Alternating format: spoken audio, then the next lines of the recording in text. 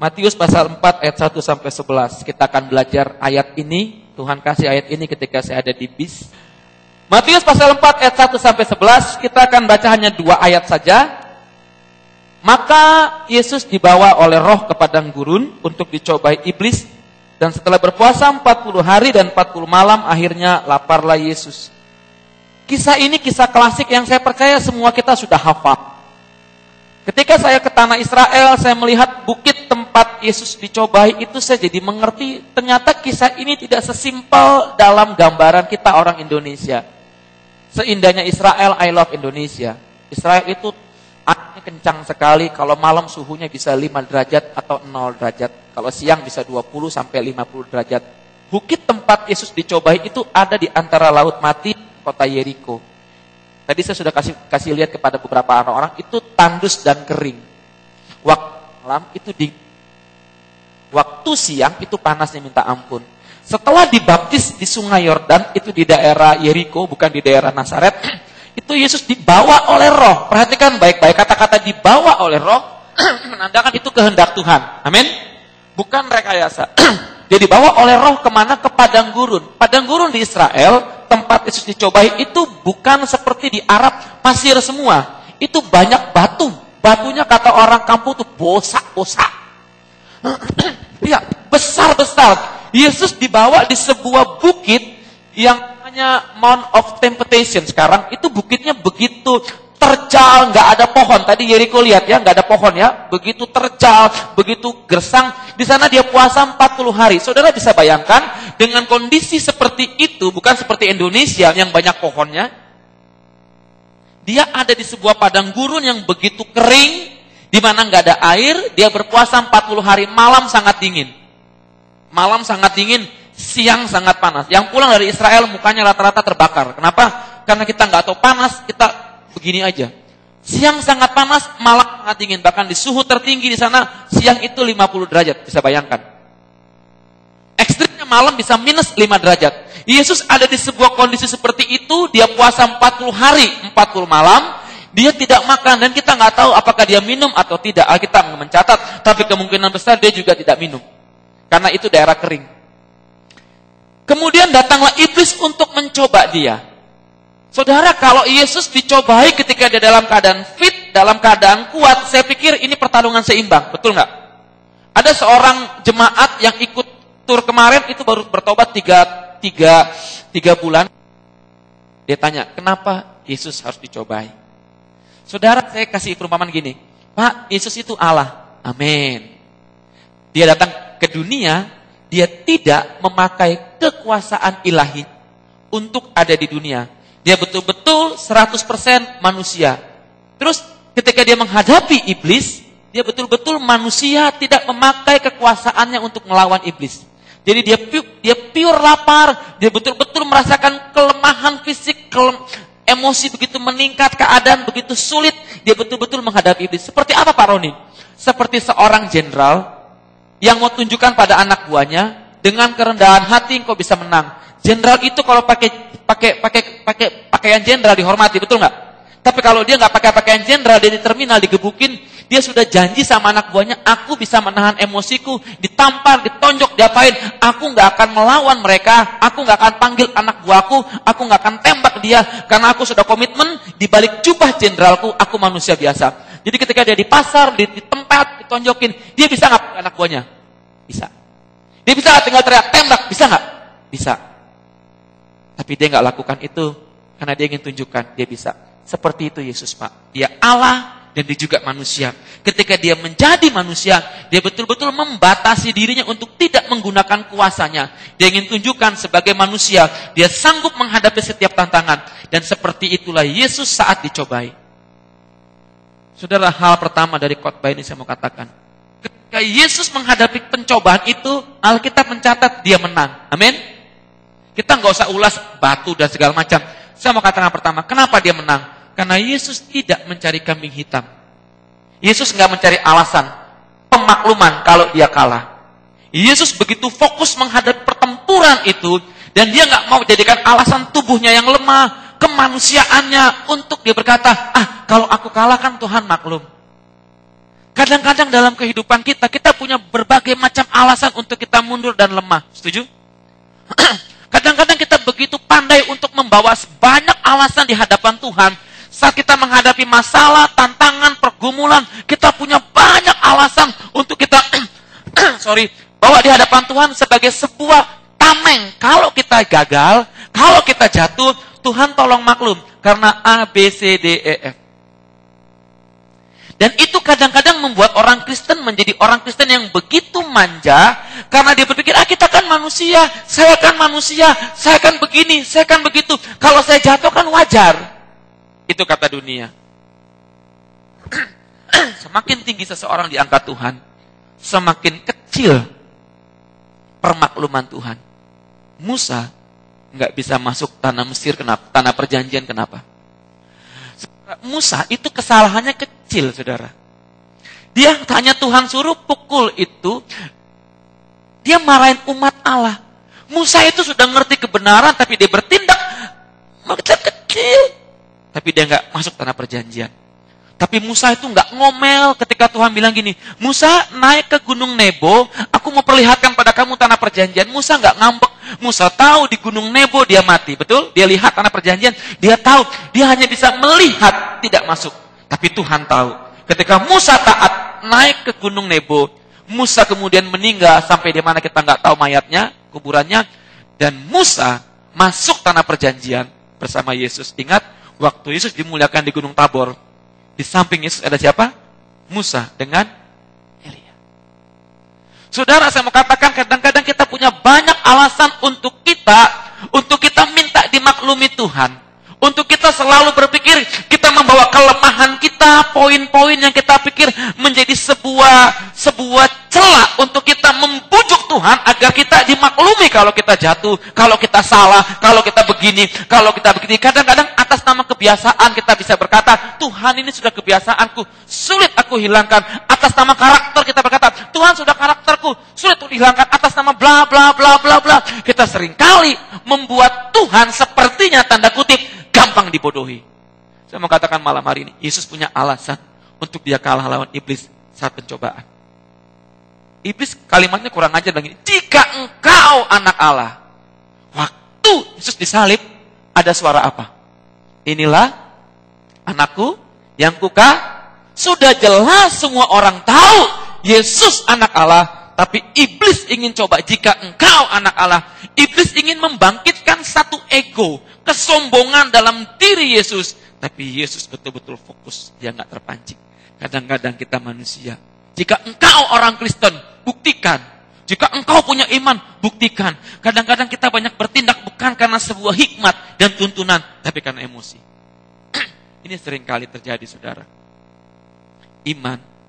Saya belajar dari beberapa orang di sana. Ternyata iman itu sangat simpel.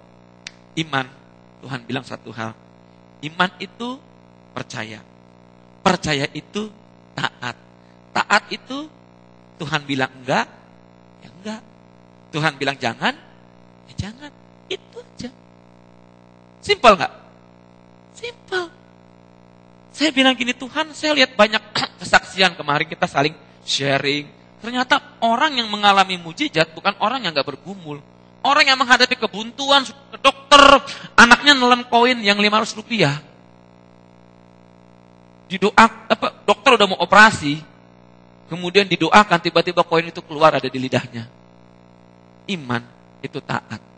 Taat itu Tuhan bilang A, ya A. Tuhan bilang B, ya B. Amin. Simpel.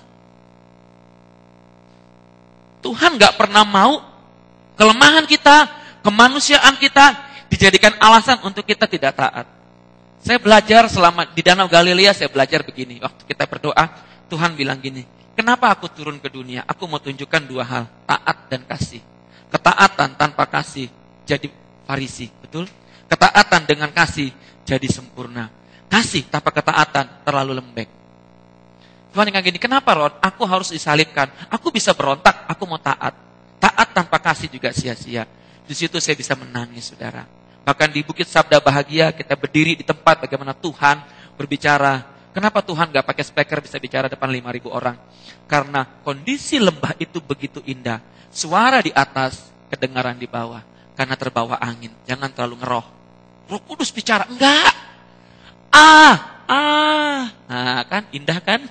Jadi kita bisa tahu. Jangan, Roh Kudus bicara ke setiap orang. Bahwa itu jangan terlalu ngeroh. Kita kadang-kadang terlalu ngeroh, tapi juga kadang terlalu farisi. Kita gak seimbang. Kita terlalu percaya hal-hal yang letterleks. Ya kita gak berani melangkah ke alam roh. Kita terlalu ngeroh, kadang-kadang kita gak berpijak atas kenyataan. Orang Kristen yang benar adalah orang Kristen yang seimbang. Saat dia ngeroh, ya ngeroh. Saya tanya sama tour guide-nya, betul gak semua daerah ini expectly yakin, betul-betul, is you sure the original location? Tidak. Sebagian benar, sebagian perkiraan. Jangan nanya, kok bisa tahu? Roh yang bicara? Enggak. Tuhan bicara? Enggak. Itu penyelidikan. Penyelidikan, foto satelit, dan tradisi. Hanya sebagian kecil. Golgota di sana ada 2 versi, Katolik dengan Protestan.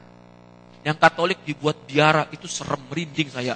Bau kemenyan, jalannya harus pelan-pelan. Itu ada tempat mayat Yesus dibaringkan. Itu dioles sinar wastu, itu banyak orang doa cium-cium, nangis-nangis. Saya bilang gini, merinding juga. Tempat orang Protestan biasa saja, nggak ada garu, nggak ada macam-macam. Saya nggak bilang salah, tergantung masing-masing iman, betul nggak? Ada tempat salib Yesus ditancapkan, raba-raba. Saya raba-raba, saya ngukur segini, dalamnya segini. Wah, salibnya lebarnya segini, terus dalamnya segini. Lu ngapain? Gua ngukur. Saya nggak terlalu dalam arti, harus pura-pura enggak. Saat hadirat Tuhan turun, saya betul-betul ngeroh. I don't care about something. Saya berdoa. Tapi saat tur menjelaskan ini sejarah, ya kita sejarah. Ada batu tempat Yesus berdoa di Taman Getsemani. Saya bilang, Tuhan terima kasih Engkau di situ untuk menyelamatkan manusia. Ada pohon Sakeus, jangan disembah pohon, enggak. Ada pohon zaitun Taman Getsemani sudah umurnya 2000 tahun lebih. Itu saksi Yesus, enggak disembah. Itu sejarah, jangan, kok tahu Om, roh bicara? Enggak. Orang Kristen yang baik adalah orang Kristen yang seimbang. Jangan jadikan alasan, kelemahan kita sebagai alasan. Oh no, saudara, saya mau katakan kalau engkau punya banyak alasan, tapi Tuhan lebih punya alasan untuk tidak mengasihi kita. Amin. Saudara tahu, mahkota duri itu kan seperti mawar berduri yang segini. Oh, terlalu kecil. Saya lihat, saya nggak bawa, pendek panjangnya 5 cm. Saudara bayangkan waktu itu Yesus dibuat mahkota duri, dan duri yang besar itu tertancap di sini. Tuhan nggak minta diskon sama Bapak, kurangi sakitnya Bapak. Enggak. Waktu Tuhan dipaku, ternyata pakunya nggak di sini, saudara. Di antara sini, 2 pakunya. Waktu dia dipaku nggak di sini, di sini. Jadi ketika dia bernafas sulit sekali. Kita dikasih gambaran jalan salib itu ternyata bukannya jalan yang sepi. Itu tengah-tengah pasar, orang bisa lempar Yesus, bisa ludahin Yesus, bisa macam-macam, bisa tempeleng Yesus di tengah pasar dengan keadaan yang sudah 1 malam nggak tidur, dia harus disiksa. Dan ketika dia disalib, itu di tengah pasar jalannya nggak turun, nanjak, saudara. Bawa kayu salib 60 kilo. Kami berpikir, Tuhan punya banyak alasan untuk menghindar dari semua itu.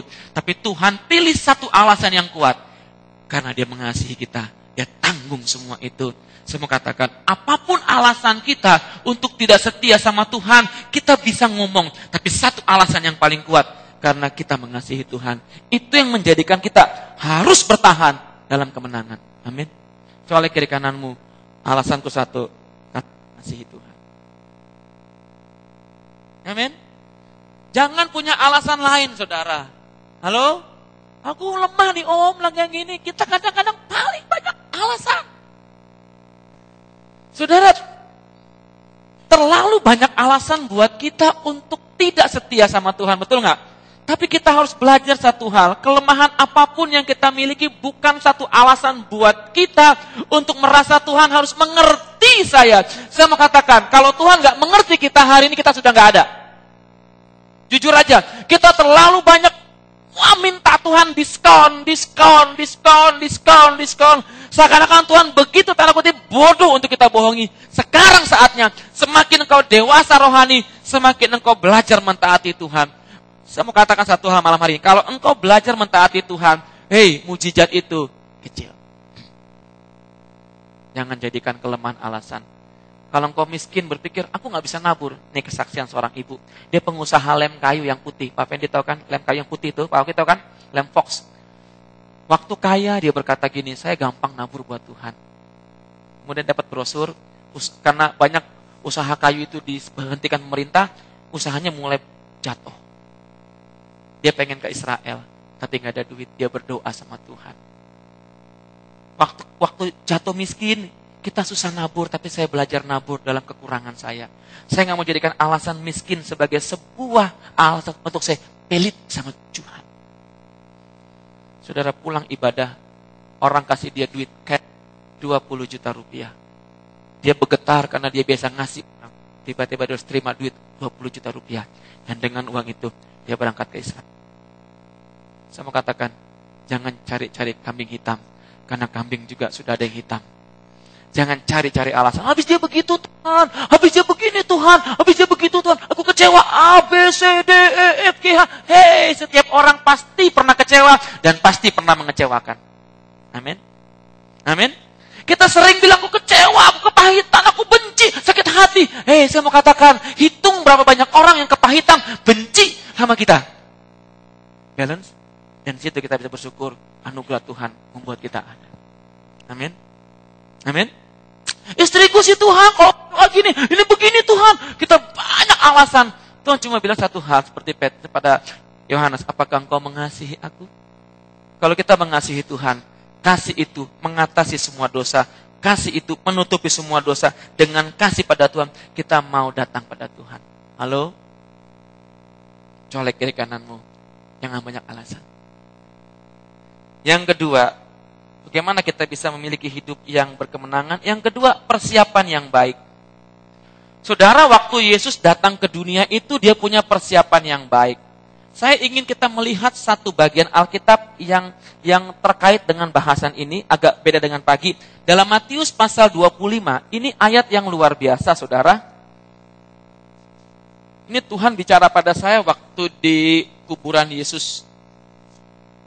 Matius 25 ayat 1. Banyak orang Pentakosta mengkhotbahkan ini, minyak itu dilambangkan Roh Kudus. No. Itu enggak kontekstual. Lihat baik-baik. Matius 25 ayat 1.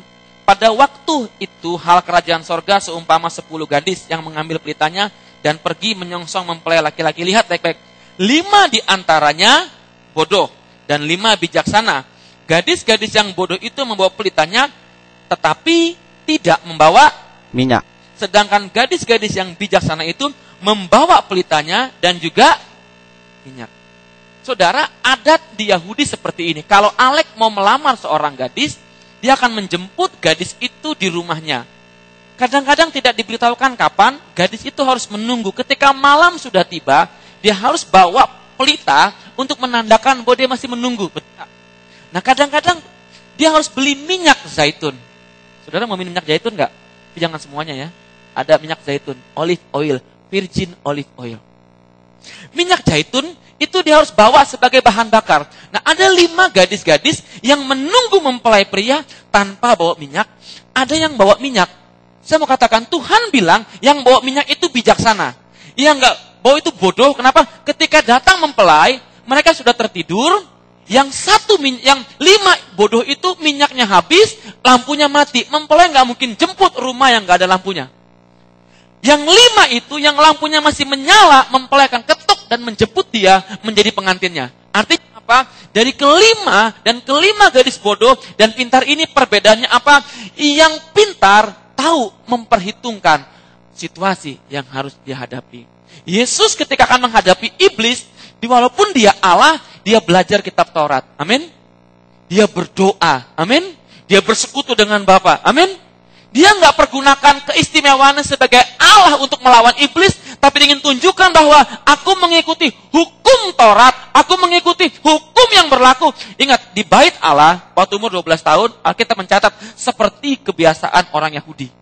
Dia sudah hafal kitab Taurat, Dan ketika dia bertarung melawan iblis, apa yang keluar? Saudara jangan pernah berpikir kau akan penuh dengan firman kalau kau nggak pernah mengisi dengan firman dan juga mempraktekkan firman itu. Saya mau katakan malam hari ini, kalau kau hanya mengisi firman, nggak pernah mempraktekkan, engkau seperti Kristen laut mati. Di laut mati itu lebih asin 3 kali laut biasa, itu nggak ada kehidupan. Kalau saudara mau coba mata buta, silakan nyelam di laut mati, dijamin buta. Kita waktu dibikin nanti kalau di laut mati itu jangan sekali-sekali kalau airnya kena mata dikucek itu makin parah.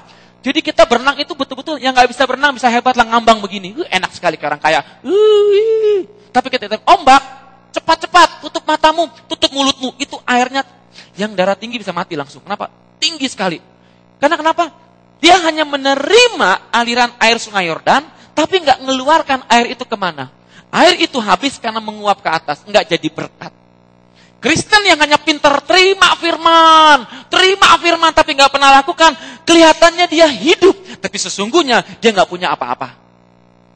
Iblis suka dengan Kristen seperti ini, karena Kristen seperti ini sekelas dengan ahli Taurat dan orang Farisi yang gampang menghakimi, gampang menilai, tapi nggak jadikan firman itu cermin buat dirinya agar dia hidup sesuai firman. Iblis suka ini. Sangat suka, karena orang-orang seperti inilah yang dipakai untuk mengacaukan gereja. Orang-orang sepertinya untuk menyesatkan gereja. Kenapa? Dia tahu firman.